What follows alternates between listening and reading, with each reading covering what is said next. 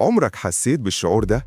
تبقى واقف قدام واحد بيكلمك وبيحلف لك بغلاوة مش عارف مين وبرحمة مين، وانت من جواك في صوت بيقولك الواد ده نصاب. بس المشكلة إنك مش ماسك عليه دليل، مش عارف تقفشه، فبتضطر تهز راسك وتقوله مصدقك وانت حاسس إنك مغفل. سواء كان صاحبك اللي استلف منك فلوس وقالك هديهم لك بكرة، أو صاحبتك اللي قالتلك أنا نمت بدري امبارح، أو الصنايعي اللي قالك قطعة الغيار دي أصلية. كلنا بنشرب مقالب عشان بنعتمد على ودنا. والقاعدة الأولى في علم النفس المظلم بتقول اللسان ممكن يكذب، بس الجسم عمره ما يعرف يكذب. جسم الإنسان فضيحة، بيفضح صاحبه من غير ما يحس. والنهاردة أنا هسلمك نظارة تكشف بيها أي حد بيحاول يشتغلك في ثواني. المشكلة إحنا طيبين زيادة عن اللزوم. عارف مشكلتنا إيه فعلاً؟ إننا متربيين على حسن النية. بنتكسف نبص في عين اللي قدامنا ونشككه في نفسه. بس للأسف العالم مليان ممثلين محترفين. الكذاب المحترف ما بيتوترش، بالعكس ده بيبص في عينك بتبجح. فلو فضلت طيب وعلى نياتك هتفضل زبون دائم عند كل النصابين. عشان كده لازم تتعلم لغة الFBI، لغة الجسد. الحيل الثلاثة لكشف الكذب. ركز معايا، المرة الجاية لما تشك في حد ما تسمعش هو بيقول إيه، بص على الثلاث حاجات دول.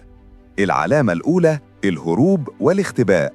جسم الكذاب بيبقى عايز يستخبى منك بس مش عارف يروح فين، فهتلاقيه لا إرادياً بيعمل حواجز.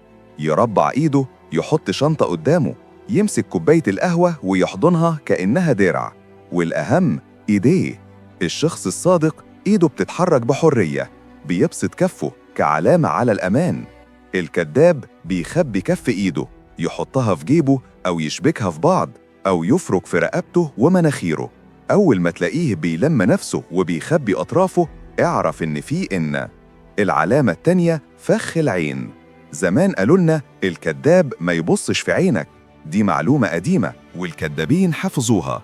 دلوقتي الكذاب المحترف بيعمل العكس، بيعمل تحديق ستيرنج، بيبرق في عينك زيادة عن اللزوم عشان يثبت لك إنه صادق، لدرجة إنك بتحس إنه روبوت ما بيرمش. الصادق عينه بتسرح عادي وبترجع لك، الكذاب عينه متثبتة عليك كأنه عايز ينومك مغناطيسي، فلو لقيته ما بيرمش اقلق.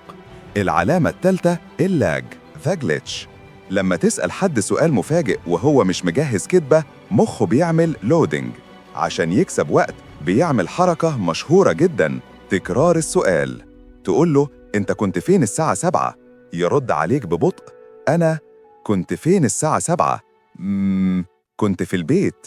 التكرار ده مش عشان هو أطرش، ده عشان مخه بيألف السيناريو في اللحظة دي. زائد هتلاقيه بدأ يتهته أو صوته يرفع ويبقى حاد بسبب توتر الأحبال الصوتية. طب لو لسه شاكك ومش متأكد، هنا بقى تيجي الضربة القاضية، التريك اللي بيستخدموها المحققين. اسأله السؤال ولما يجاوب اسكت، ما تردش عليه، بص في عينه وخليك ساكت تماماً بملامح جامدة. الصمت ده بيعمل ضغط نفسي مرعب على الكذاب، هيحس إنك كشفته فهيبدأ يرتجل ويزود تفاصيل ملهاش أي لازمة عشان يبرر موقفه. أصل التاكسي اتأخر وبعدين قابلت فلان، والله زي ما بقولك كده. كل ما يتكلم أكتر كل ما يغرق في كذبه أكتر. الصادق هيسكت ويبصلك باستغراب، الكذاب ما بيتحملش الصمت. في الآخر يا بطل، مش مطلوب منك تمشي تشك في خلق الله وتعمل فيها كونان، بس المطلوب إنك ما تكونش ساذج. خليك واعي، شوف اللي بيتقال واللي ما بيتقالش. الحقيقة دايماً واضحة للي بيعرف يشوف.